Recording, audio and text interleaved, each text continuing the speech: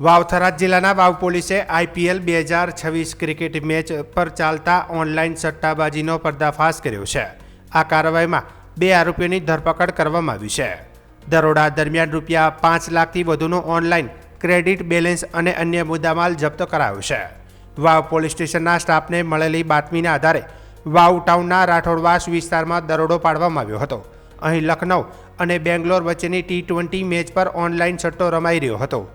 આરોપીઓ PD Maxis નામની cricket ID લિંકનો ઉપયોગ કરીને મોબાઈલ ફોન દ્વારા જુગાર ચલાવતા હતા।